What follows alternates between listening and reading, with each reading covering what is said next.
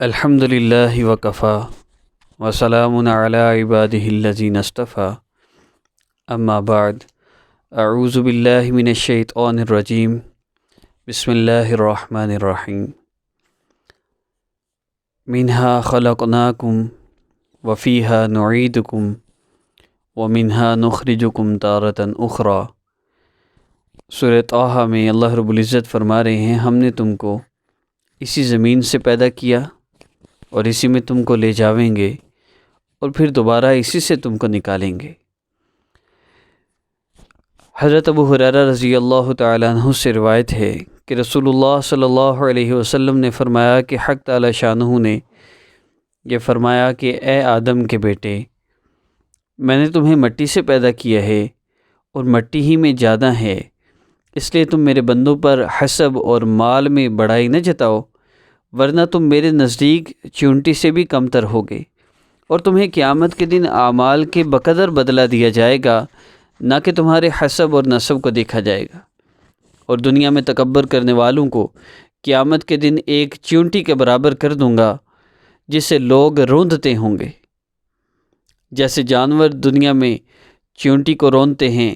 اور ایک حکایت بیان کی گئی کہ موسیٰ علیہ السلام کے زمانے میں دو آدمیوں نے حسب اور نسب پر فخر کیا۔ ان میں سے ایک آدمی نے کہا کہ میں فلاں ابن فلاں ہوں، یہاں تک کہ اس نے 9 عدد تک گنوایا۔ اللہ تعالیٰ نے موسیٰ علیہ السلام پر وحی نازل فرمائی کہ اسے کہہ دو کہ وہ 9 سارے جہنمی تھے اور تو 10واں جہنمی ہے۔ اللہ اکبر کبیرہ۔ اور کسی نے کیا خوب کہا، وَلَا تَمْشِي فَوْقَ الْأَرْضِ إِلَّا تَوَاضُعًا فَكَمْ تَحْتَهَا قَوْمٌ هُمُ مِنْكَ أَرْفَعُ فَإِنْ كُنْتَ فِي عِزٍّ وَحِرْزٍ وَرِفَعَةٍ فَكَمْ مَاتَ مِنْ قَوْمٍ هُمُ مِنْكَ أَمْنَعُ۔ کہ زمین پر صرف تواضع کے ساتھ ہی چلو، اس کے نیچے کتنے ہی ایسے لوگ مدفون ہیں جو تم سے زیادہ بلند تھے، اور اگر تو اپنی طاقت میں اور اپنی طاقت کے گھمنڈ میں اور قلعہ و بلندی میں ہے تو کتنے لوگ موت کا پیالہ پی چکے جو تم سے زیادہ حفاظت میں رہ رہے تھے، لیکن اللہ رب العزت کی طرف سے جب حکم ہوا موت نے ان کو آ پکڑا۔ ہم دنیا میں کسی گھمنڈ میں نہ رہیں، کسی فخر میں نہ رہیں، کسی تکبر میں نہ رہیں کہ ہماری بڑی کوئی ویلیو ہے اور ہماری بڑی پرسنالٹی ہے، ہمارے پاس کچھ بھی نہیں ہے۔ ایک ذرا سی تکلیف اللہ رب العزت کی طرف سے آ جائے، ہماری ساری پرسنالٹی ختم ہو جاتی ہے۔ ہم اپنے آپ کو جتنا بھی سٹینڈرڈ پہ لے جائیں، ہمارا سارا سٹینڈرڈ ختم ہو جاتا ہے۔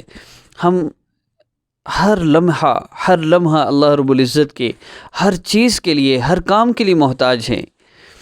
تو ہم اپنے آپ کو محتاج بنا کر تواضع کے ساتھ، عاجزی کے ساتھ اللہ رب العزت کی فرما برداری کرتے ہوئے اس زندگی کو گزار لیں تو ہم کامیاب ہیں۔ ہمیں سکون بھی ملے گا، ہمیں راحت بھی ملے گی۔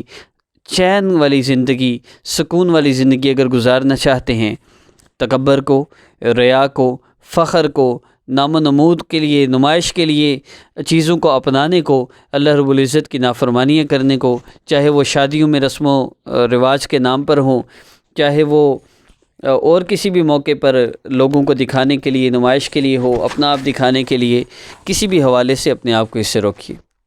اسی میں میری آپ کی کامیابی ہے۔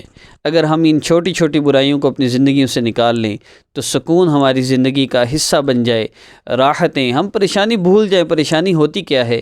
دیکھیے اللہ والے جو ہوتے ہیں نا، جن کا اللہ سے تعلق جڑ جاتا ہے، وہ کسی مشکل میں بھی ہوتے ہیں، کسی تکلیف میں بھی ہوتے ہیں، لیکن ان کا دل سکون میں ہوتا ہے۔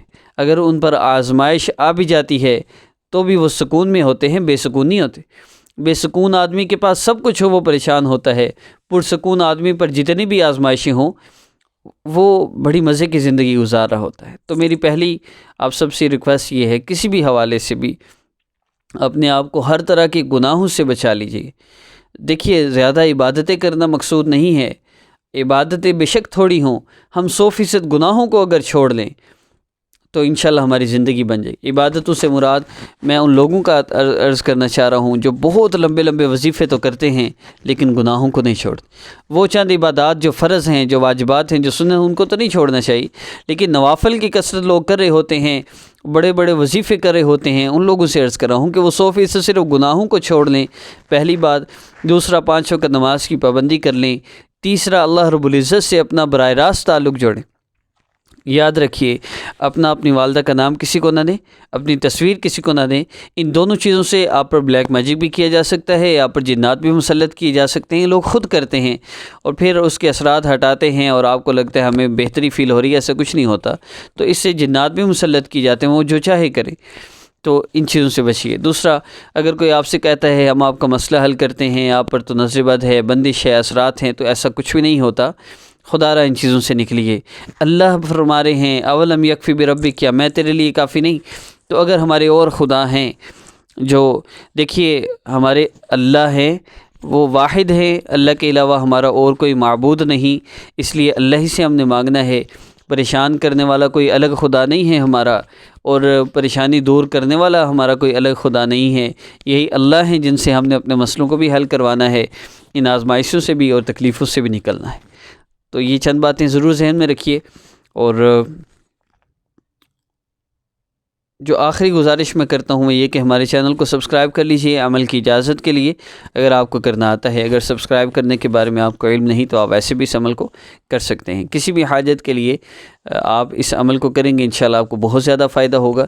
خاص طور پر شعبان میں، شب برات سے پہلے بھی، شب برات کے بعد بھی، 15 شعبان کی رات سے، اس سے پہلے بعد میں جب بھی آپ اس عمل کو کیجئے۔ 15 شعبان میں کوئی خاص عبادت نہیں ہے، صرف ایک ضعیف حدیث ہے، اور ضعیف حدیث پر فضائل میں اگر فضائل کی حدیث ہو تو عمل کیا جا سکتا ہے، جس میں فرمایا آقا پاک صلی اللہ علیہ وسلم نے، جس کا مفہوم ہے کہ رات میں قیام کرو اور دن میں روزہ رکھو۔ تو اس میں صرف اتنا ہی ہے، اجتماعی طور پہ کوئی عبادت جائز نہیں۔ اور آپ روزہ رکھیں، آپ رات کو قیام کریں، جتنی ایزیلی آپ عبادت کر سکتے ہیں، 2-4 نفل پڑھ لیں، تھوڑی سی تلاوت کر لیں، استغفار کی تسبیح پڑھ لیں، یہ چیزیں تو ٹھیک ہیں، لیکن 2 چیزیں ذہن میں رکھیے۔ ایک یہ کہ اگر کوئی نہیں کرتا تو اس کو غلط نہیں کہنا، اگر کوئی کرتا ہے تو اس کو منع نہیں کرنا، یہ اس چیز کو فالو کر لیجئے تو آپ کی رات قیمتی بن جائے گی۔ ہاں، اگر کوئی بندہ کہتا ہے کہ رات کی عبادت بھی ضروری ہے، سب مل کے کریں، اور دن کو روزہ رکھنا بھی ضروری ہے، تو پھر یہ اس کے لیے حرام ہو جاتا ہے، یہ بدعت بن جاتا ہے، جب نبی علیہ السلام نے اس کو ضروری قرار نہیں دیا، بلکہ یہ مستحب اعمال ہیں۔ ان کو کسی کے لیے ضروری قرار دینا اور لوگوں کو غلط مسئلے بتاتے پھرنا، ان چیزوں سے اجتناب کیجیے۔ اور کرنا صرف اتنا ہے کہ آپ نے 3 مرتبہ درود پاک پڑھنا ہے، اس کے بعد یا اللہ یا رحمان یا رحیم یا ارحم الراحمین یا ذل جلال والاکرام 3 مرتبہ پڑھنا ہے۔ اس کے بعد 11 مرتبہ آپ نے سورہ قریش پڑھنی ہے، سورہ قریش لإیلاف قریش۔ اس سورہ مبارکہ کو آپ سن لیں یا پڑھ لیں 11 مرتبہ ذکر کی نیت سے۔ دیکھیے لمبے وظائف کرنا بالکل چھوڑ دیجئے۔ ہمارے اسلامک ہب آفیشیل چینل پر، آسام وظیفہ آفیشیل چینل پر ذکر اپلوڈ ہوتا ہے۔ وظائف میں آپ نے ہمارے ساتھ ہی درود پاک پڑھنا ہے، پھر ہمارے ساتھ ہی ذکر کر کے ہمارے ساتھ دعا کر لینی ہے، بس عمل مکمل ہو جاتا ہے۔ تو انشاءاللہ اس سے آپ کو بہت زیادہ فائدہ ہوگا۔